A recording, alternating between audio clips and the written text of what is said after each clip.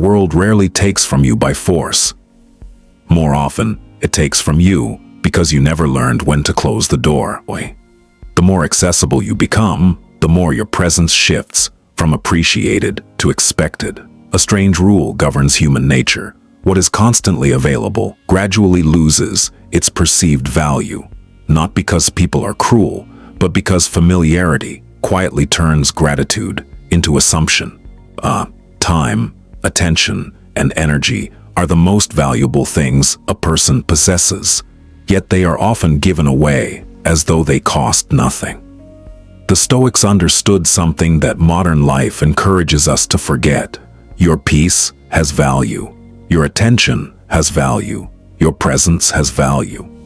The moment you allow unlimited access to them, you begin teaching the world that they are free. And what costs nothing is rarely protected and rarely valued.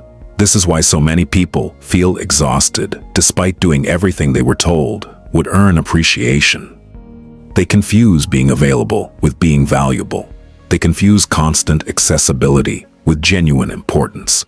Many people who feel overlooked are not lacking worth.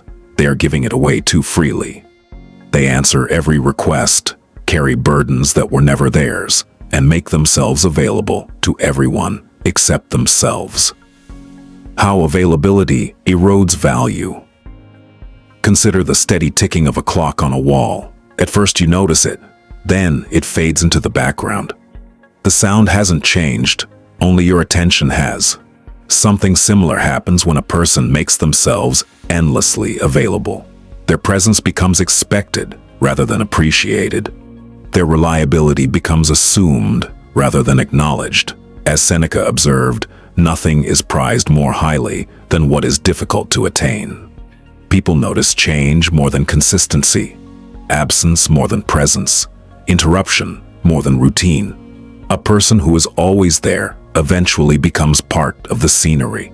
The consequences are often subtle at first. A message arrives and receives an immediate reply. A favor is requested and accepted without hesitation. Over time, these moments create an unspoken expectation. Access becomes assumed. The person giving their energy starts carrying more responsibility while receiving less consideration. The deeper exhaustion. Exhaustion is often misunderstood. It rarely comes from one great sacrifice. More often it comes from hundreds of small concessions made without thought. It emerges when a person gives attention to everything except their own inner life. The Stoics were clear. Time is not simply a resource. It is the substance of life itself. Every hour given away is a portion of existence that can never be reclaimed. Money can return. Opportunities can return. Time moves in only one direction. This led Stoic thinkers to guard their attention carefully, not out of selfishness, but because a life spent reacting to everything leaves little room for intentional living. This does not mean withdrawing from the world. It means recognizing the difference between conscious generosity and unconscious self-neglect. One comes from strength, the other comes from fear. Fear of disappointing someone, fear of appearing selfish, fear of losing approval. The approval trap. There is another layer that often goes unnoticed.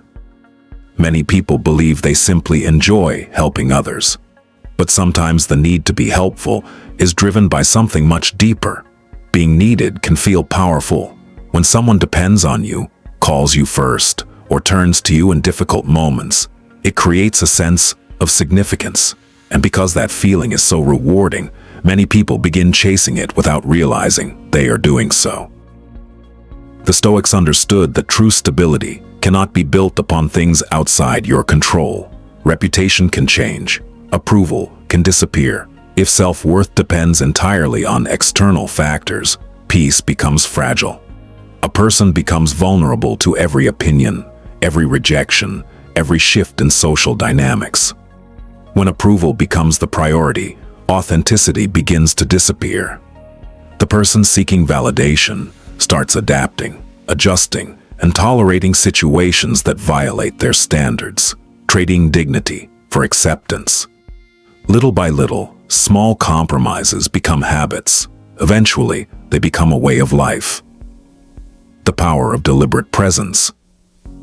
The goal is not to become distant or unavailable. The goal is to become deliberate, to recognize that attention is one of the most powerful forms of currency a person possesses. Every conversation, commitment, and obligation represents an investment of that currency, and like any investment, it deserves consideration. As Epictetus reminded his students, no man is free who is not master of himself. A person who never protects their attention eventually loses control over where it goes. Their decisions become reactive. Their days become shaped by urgency rather than purpose. The challenge is not learning how to give more. Most people already know how to do that. The challenge is learning when to pause, when to decline, when to allow space between a request and a response. That space is where intention lives. It is where clarity emerges. What changes when you stop giving everything away? Something interesting happens when a person begins treating their own time with respect. Other people notice, not always consciously, but they notice. Boundaries become clearer. Expectations become healthier. Interactions become more intentional. People learn what is acceptable by observing what is tolerated. They learn what has value by observing how it is treated. Respect rarely emerges from demands.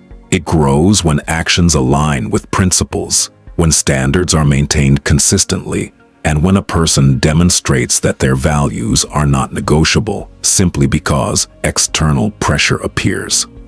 As Seneca warned, it is not that we have a short time to live, but that we waste much of it. At the end of the day, the goal was never to become unavailable.